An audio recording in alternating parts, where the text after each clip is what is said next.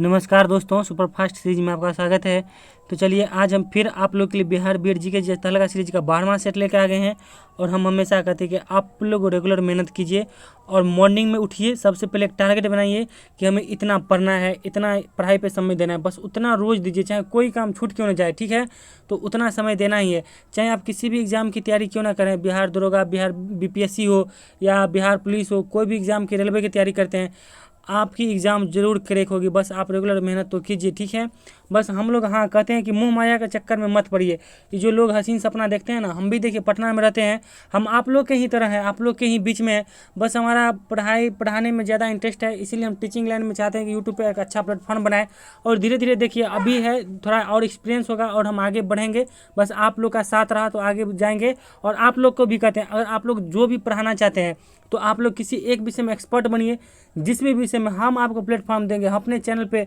आपका जो भी क्या कहते हैं, आपका जितना पैसा बनेगा, जो डॉलर आपको बनेगा, पूरा आपका रहेगा। बस आप लोग में ये रहना चाहिए। हाँ, अब अगर आप में काबिलियत है तो आपका स्वागत है। हाँ, थोड़ा अभी मेरा चैनल अभी छोटा है, धीरे धीरे बढ़ने दीजिए। तो हम आप लोग को देखिए, हम एक कॉन्टैक्ट नंबर जारी करेंगे, प्लस मेल भी देंगे डिस्क्रिप्शन में। तो वहाँ से आप लोग हमसे डायरेक्ट संपर्क कर सकते हैं। जो अगर पढ़ाने के इच्छुक हैं, हम सभी को मौका देंगे, ठीक है। तो चलिए समय की बर्बादी ना करते हुए प्रश्नों की ओर बढ़ते हैं। तो देखिए पहला प्रश्न है कि सबसे पुराना कॉपी है, तो ऑप्शन में शेर, गिबन, जिराफ, कछुआ। तो आपको बता दें कि सबसे पुराना कॉपी जो है गिबन है। और देखिए एक्स्ट्रा फैक्ट में कि सबसे विषैला भारतीय सर्प किंग कोबरा है। और विश्व में सबसे विषैला सर्प जो है पेनिनसुलर टाइगर सर्प है। और देखिए अंडा देने वाली अस्तनी, यानी कि कौन ऐसा जीव है जो अंडा देता है मगर अपने बच्चे को दूध पिलाते हैं। तो देखिए इसमें एकिडना और डग बिल्ड प्लेटिपस, ये दो जीव है जो अंडा भी देती है मगर वो अपने बच्चा को दूध पिलाती है। तो ये ज़रूर पूछता है और इसे आप लोग ज़रूर नोट कर लेंगे, आगे भी बहुत सारे एग्जाम में ये काम आने वाला है। और अगला देखिए एक्स्ट्रा फैक्ट में है कि सबसे बड़ा फूल रेप्लेशिया है और सबसे छोटा फूल बोल्फिया है। और सबसे बड़ा अस्तनी जो है नीली व्हेल, यानी जो ये पानी में रहता है मगर स्थल पर रहने वाले सबसे बड़ा अस्तनी जो है, जो दूध अपने बच्चे को पिलाती है, अस्तनी हाथी है, ठीक है। अब अगला प्रश्न देखते हैं कि भारत का प्रथम आधुनिक पुरुष किसे कहा जाता है। तो ऑप्शन में राजा राम मोहन राय, भगत सिंह, सुभाष चंद्र बोस, गांधी जी। तो आपको बता दें कि भारत का प्रथम आधुनिक पुरुष जो है राजा राम मोहन राय को कहा जाता है। अब चलिए राजा राम मोहन राय के बारे में एक्स्ट्रा फैक्ट देख लेते हैं, ठीक है। अब एक्स्ट्रा फैक्ट में देख लीजिए कि भारतीय जागृति का जनक जो है राजा राम मोहन राय को कहा जाता है। और इनका जन्म 1772 में बंगाल के एक ब्राह्मण परिवार में हुआ था। और इन्होंने ही आत्मीय समाज की स्थापना की थी। और 1828 में इन्होंने ब्रह्मा समाज की स्थापना की। और इन्हें जो है राजा की उपाधि कौन दिया था, अकबर द्वितीय ने दिया था। और इन्होंने सती प्रथा, बाल विवाह का भरपूर विरोध किया था। और इनकी समाधि जो है ब्रिस्टल इंग्लैंड में है। यह पहली बार ही ब्रिटेन गए और वहीं रह गए, यानी उनकी वहाँ पर मृत्यु हो गई। अब चलिए अगला प्रश्न है कि भूमध्य सागर का प्रकाश स्तंभ किसे कहते हैं। तो ऑप्शन में एटना, किलिमंजारो, स्ट्रोम्बली, कोटोपैक्सी। तो आपको बता दें कि भूमध्य सागर का जो प्रकाश स्तंभ स्ट्रोम्बली को कहा जाता है। और देखिए संसार का सर्वाधिक सक्रिय ज्वालामुखी जो है किलायू हवाई द्वीप में है। और क्षेत्रफल की दृष्टि से सबसे बड़ा सक्रिय ज्वालामुखी मोना लोआ है। और एटना ज्वालामुखी जो है इटली में है। और विसुवियस भी इटली में है। किलिमंजारो ज्वालामुखी तंजानिया में है। और कोटोपैक्सी जो है इक्वेडोर में ज्वालामुखी है। बस आप लोग इतना ज्वालामुखी नोट कर लीजिए, इससे ज़्यादा पूछने वाला भी नहीं है। कहाँ से क्या पूछेगा हम पूरा कवर करवा रहे हैं, बस आप लोग रेगुलर मेहनत तो करते जाइए। अगला प्रश्न है कि भारतीय राष्ट्रीय ध्वज में चक्र किसका प्रतीक है। ऑप्शन में शांति, न्याय, उत्साह, बलिदान। तो आपको बता दें कि राष्ट्रीय ध्वज में चक्र जो है न्याय का प्रतीक है। अब एक्स्ट्रा फैक्ट में देख लीजिए कि ध्वज की लंबाई और चौड़ाई का अनुपात जो है 3:2 है, यह पहले भी हम बता चुके हैं।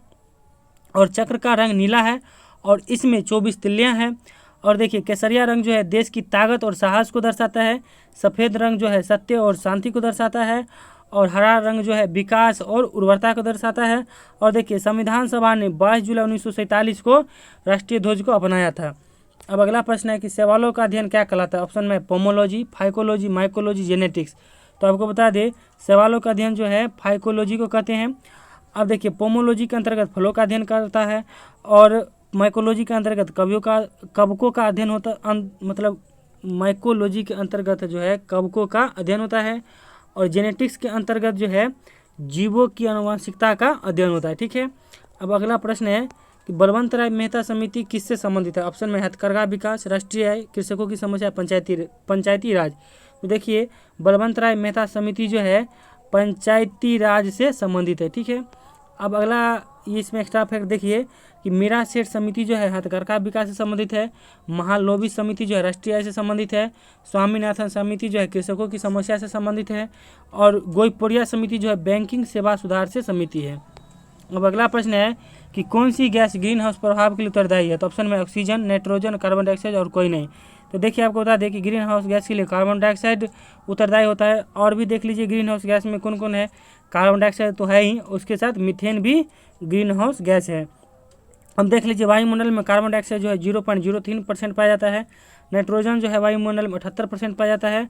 और ऑक्सीजन जो है वायुमंडल में 21% पाया जाता है। अब देखिए विश्व की सबसे लंबी नदी कौन है। तो ऑप्शन में अमेजन, नाइजर, नील नदी, राइन नदी। तो आपको बता दें कि विश्व की सबसे लंबी नदी नील नदी है।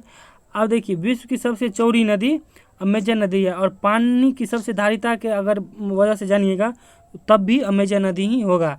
अब देखिए एक्स्ट्रा फैक्ट में अमेजन नदी का उद्गम जो है एंडीज पर्वत से होता है। अब समझिए एंडीज पर्वत से कितना पानी निकलता है।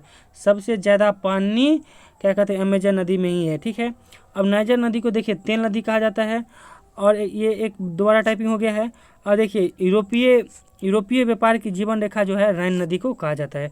तो आप लोग इसे ज़रूर नोट कर लेंगे। अब अगला प्रश्न है कि मुगल वंश का संस्थापक कौन था। तो ऑप्शन में बाबर, अकबर, शाहजहां, हुमायूं। तो देखिए मुगल वंश का संस्थापक जो है बाबर था। और बाबर ने भारत पर 5 बार आक्रमण किए थे। और बाबर ने अपनी आत्मकथा बाबरनामा लिखी है। और दीन ए दिलाही धर्म की स्थापना अकबर ने किया था। और अकबर ने जो है गुजरात विजय के उपलक्ष्य में बुलंद दरवाज़ा फतेहपुर सीकरी में बनाया था। और अकबर का मकबरा जो है सिकंदरा में है। और लाल किला, जामा मस्जिद, आगरा किला, ताजमहल जो है शाहजहां ने बनवाया था। अब हुमायूं नामा की रचना जो है गुलबदन बेगम ने किया था। और हुमायूं का मकबरा जो है दिल्ली में स्थित है। और यह बिहार बीएड 2020 का प्रीवियस ईयर का क्वेश्चन भी है, क्योंकि 2020 में यह क्वेश्चन पूछा गया था। अब अगला प्रश्न है कि ट्रांसफार्मर किस प्रकार की धारा के लिए उपयोग होता है। तो ऑप्शन में है प्रत्यावर्ती धारा, दिष्ट धारा, दोनों धारा। तो देखिए और घ में है कोई नहीं। तो आपको बता दें ट्रांसफार्मर जो है सिर्फ एसी धारा यानी प्रत्यावर्ती धारा के लिए प्रयोग होता है। अब एक्स्ट्रा फैक्ट में देख लीजिए कि ट्रांसफार्मर जो है चुंबकीय प्रेरण के सिद्धांत पर कार्य करता है। और प्रत्यावर्ती धारा को बढ़ाना या घटाना ट्रांसफार्मर का काम है। और ट्रांसफार्मर की क्रोड जो है नरम लोहा का बना होता है। ठीक है, और इससे ज़्यादा ट्रांसफार्मर से क्वेश्चन बिहार बोर्ड में पूछने वाला भी नहीं है। ठीक है, अब देखिए अगला प्रश्न है कि संगमरमर की भूमि किस देश को कहते हैं। तो ऑप्शन में ऑस्ट्रेलिया, इटली, तुर्की, थाईलैंड। तो आपको बता दें कि संगमरमर की भूमि जो है इटली को कहा जाता है। अब देखिए प्यासी भूमि का देश जो है ऑस्ट्रेलिया को कहा जाता है। और एशिया का प्रवेश द्वार तुर्की को कहा जाता है। और सफ़ेद हाथियों की भूमि जो है थाईलैंड को कहा जाता है। और 1000 हाथियों की भूमि भी थाईलैंड को ही कहा जाता है। ठीक है, अब अगला प्रश्न देखिए वास्को डी गामा भारत कब आया। तो ऑप्शन में 1865, 1900 ईस्वी और 1498 और 1506। तो वास्को डी गामा जो है भारत 1498 में आया था। अब यहाँ से एक्स्ट्रा फैक्ट देख लीजिए वास्को डी गामा एक पुर्तगाली यात्री था। ठीक है, अब यह जो है भारत में कालीकट बंदरगाह केरल में पहुंचा था।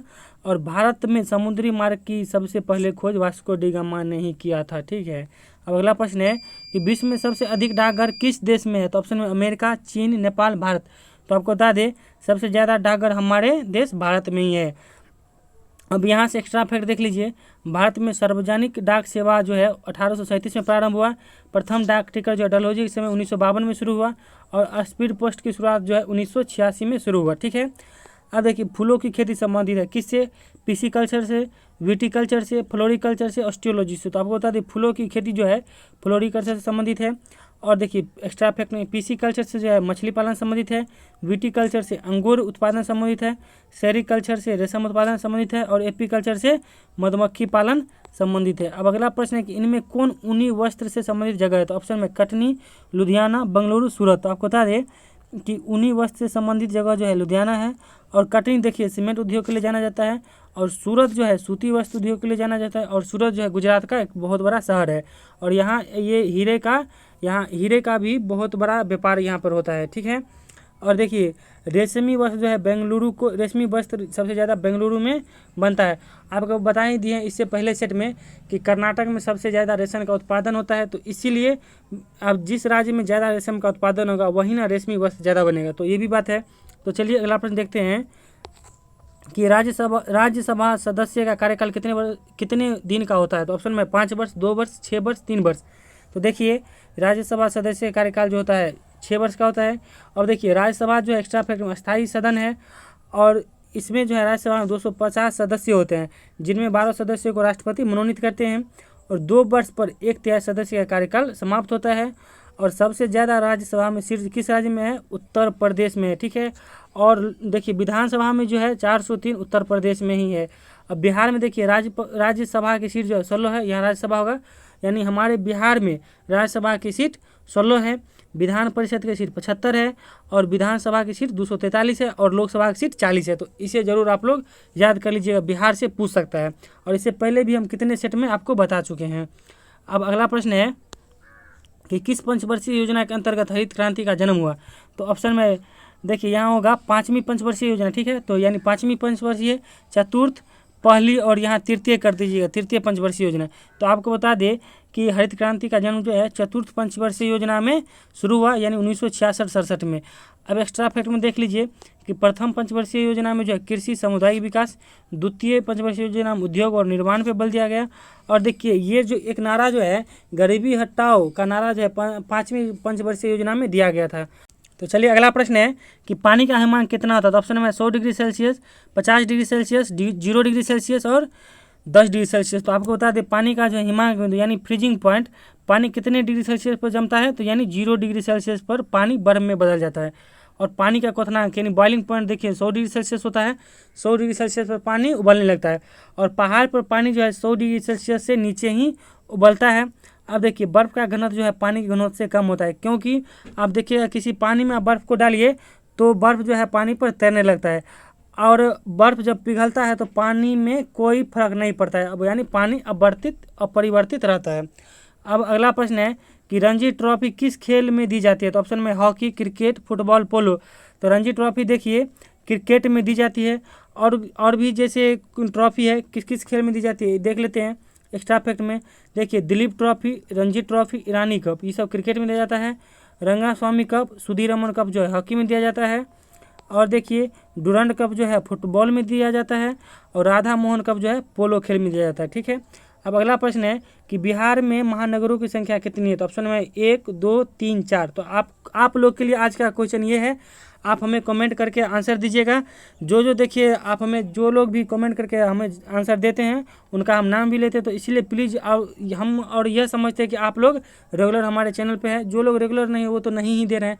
तो प्लीज़ आप लोग ज़रूर इनका आंसर दीजिएगा। और एक्स्ट्रा फैक्ट में देख लीजिए कि परमंडलों की संख्या जो है 9 है, अनुमंडल की संख्या 101 है और प्रखंड की संख्या 534 है।